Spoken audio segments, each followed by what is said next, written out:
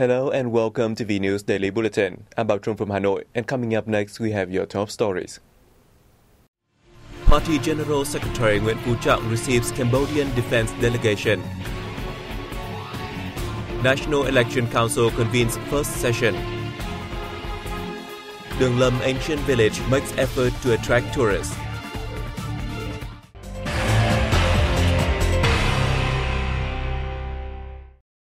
Party General Secretary Nguyễn Phú Trọng hosted a reception for a Cambodian defense delegation in Hanoi on December 12. Party General Secretary Trọng lauded the visit to Vietnam by Cambodian Deputy Prime Minister and Defense Minister Thia Bang. He affirmed Vietnam always attaches importance to consolidating and boosting the traditional friendship and comprehensive cooperation with Cambodia. He spoke highly of the results of the talks between the Cambodian Defense Minister and his Vietnamese counterpart, asking the two ministries to further work closely to effectively implement the agreements reached by the two sides. Defense Minister Thia Bang thanked the General Secretary for his warm welcome and congratulated Vietnam on its major achievements made in recent years. He expressed his faith that with the leadership of the Communist Party of Vietnam, the country will continue to make breakthroughs in its renewal process and in national construction and defense. In a related development, Vietnam and Cambodia have underlined defense as one of the important pillars in bilateral relations, with notable cooperation outcomes in personnel training, joint implementation of the border demarcation agreement, and shared borderline protection. Vietnamese Defense Minister General Phùng Quang Thanh and his Cambodian counterpart Thia Bang held talks in Hanoi on December 12. Defense Minister Thanh confirmed that the Vietnamese army and people will strengthen solidarity and provide assistance for Cambodia in nation building and defense. Minister Thia Bang thanked the Vietnamese army and people for helping Cambodia escape from the genocidal Pol Pot regime, as well as assisting the Royal Cambodian Army in personnel training and training facilities. He said the Cambodian army and people vowed to preserve, nurture, and develop the sound traditional friendship with their Vietnamese counterpart. After their talks, the two ministers signed a bilateral cooperation plan for 2016. The two sides will step up the search for, gathering, and repatriation of Vietnamese volunteers and experts who laid down their lives in Cambodia during wartime, while enhancing coordination to protect the shared borderline of peace, friendship, stability, and development. The National Election Council convened the first session in Hanoi on December 12 under the chair of its chairman Nguyễn Sinh Hùng, who is also National Assembly chairman. Addressing the opening ceremony, Chairman Hùng highlighted the Council's function and task to successfully hold elections. He said between now and the Lunar New Year, which falls on February 8, the Council needs to make thorough preparations for a national conference in January 2016 to launch elections of deputies to the legislature and the People's Councils, which will officially announce the election day. During this session, participants gave their opinions on drafting agenda, working regulations, and the establishment of the Office of the National Election Council. The Council also decided to establish 3 subcommittees in charge of arranging human resources and settling complaints, drafting legal regulations, and holding communications campaigns, and ensuring social security and order. To better serve the election of the 14th National Assembly and People's Council deputies for the 2016 to 2021 tenure, the National Assembly Standing Committee issued a resolution regulating the operations of the National Election Council's office.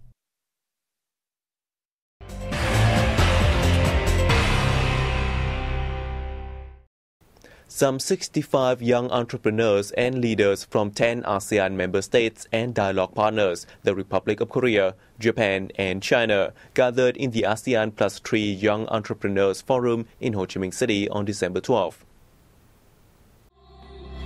The forum was part of activities to celebrate the establishment of ASEAN Community at the end of this month. themed ASEAN Plus 3 Young Entrepreneurs Towards Sustainable Development.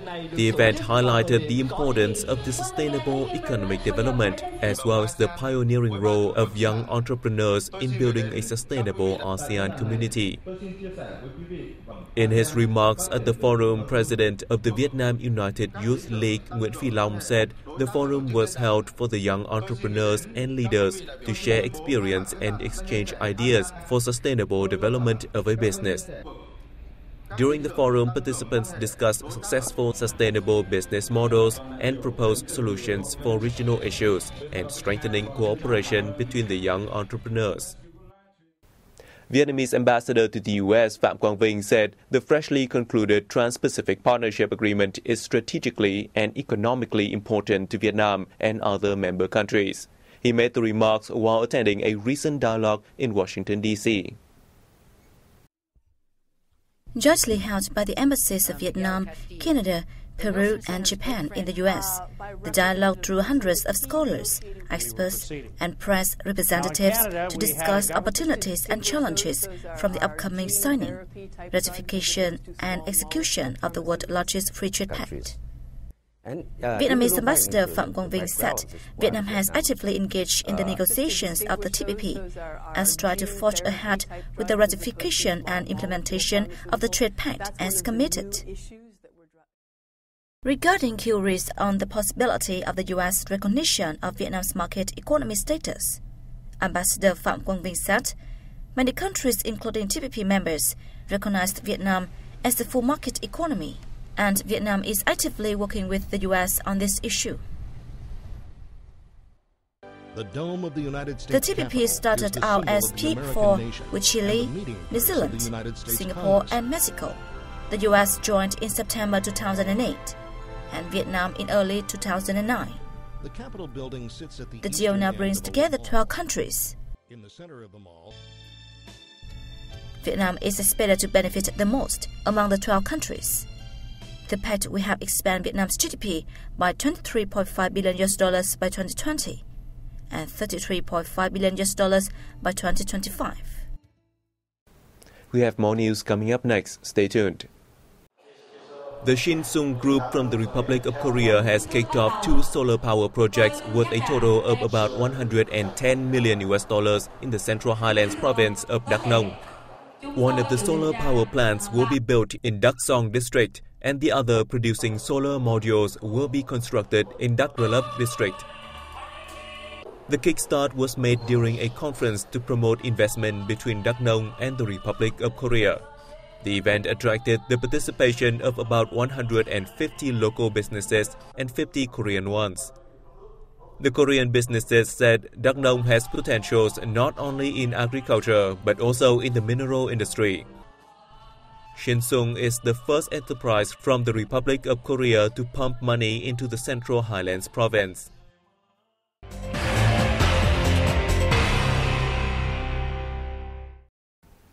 Nearly 200 photos of Vietnam's sea and islands are on display at the Ho Chi Minh City War Remnants Museum to celebrate the 71st anniversary of the founding of the Vietnam People's Army, which falls on December 22nd.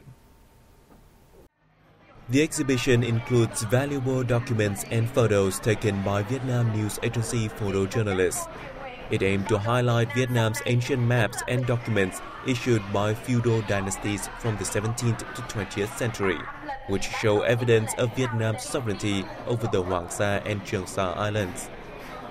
There are also works depicting the daily lives of residents and naval soldiers on the islands. The organizers plan to bring the exhibition to soldiers, people and students in remote areas after it closes on April 11th next year.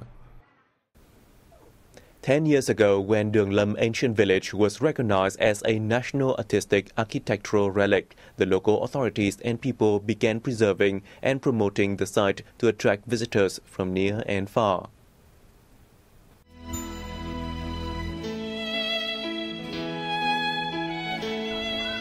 Located just 50 kilometers to the northwest of Hanoi, Đường Lâm is one of the country's best examples of an ancient village. After its recognition in 2005, Đường Lâm became the first village that has been given a national title. visitors to the village can find many preserved ancient relics, rich with culture and history. The most notable aspect of the village is ancient houses, which were built under wooden frames and fortified with laterites, a special material used in construction in the Red River Delta region. Built in the 17th century, there are currently only a few hundred of old houses left, with the oldest dating back 40 years. Being recognized as a National Heritage Area has given the village a strong boost in tourism, attracting both foreign and domestic visitors. The number of travelers to Đường Lâm spiked from 3,000 to 4,000 in 2008 to more than 10,000 people in 2014. In the first 9 months of 2015 alone, the village welcomed 11,000 visitors. In Đường Lâm, visitors might lose themselves in the rustic, traditional vibes of the northern village, as well as enjoy the mouth-watering local cuisine. I just think it's good to see the Vietnam culture. Because I'm not from this country, it's lovely to see your culture. This is my first time, but my son and daughter-in-law, this is their second time, so they've enjoyed it so much they've come back. A highlight of Đường Lâm tourism products is the golden crop season, where villagers weave together special products using ripened straws.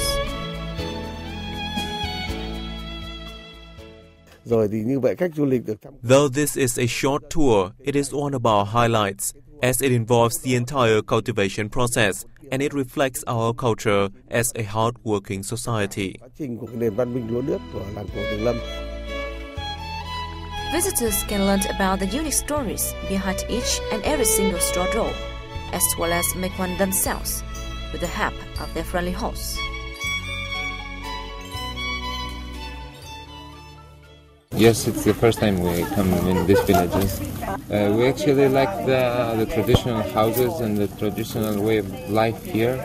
It's really nice, and how people keep with their traditional way to live in nowadays. That's not all. Take a look at these lovely outfits.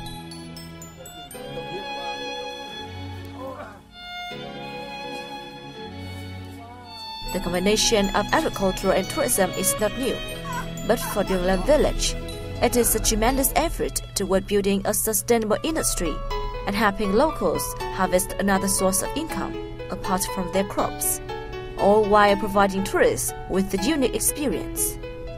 In the past, since there were not many overnight accommodations available in the village, visitors often opted for short day trips.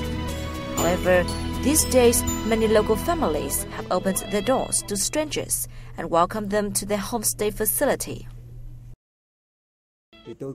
I provide homestay services to tourists.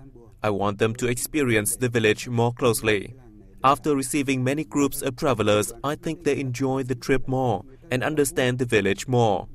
I want to show them how the locals welcome visitors. The scenery here is beautiful. Hanoi is very lively and bustling with tall buildings, but here there is none of that, only the scenery. I really like the daily life in this village. One day I will bring my girlfriend here.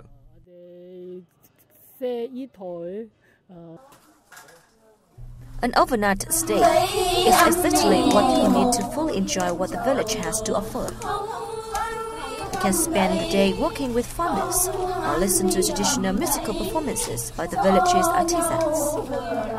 All these make up an ideal tourism product, bringing in financial stability and helping the village preserve itself as a pawn in Vietnam's unique culture.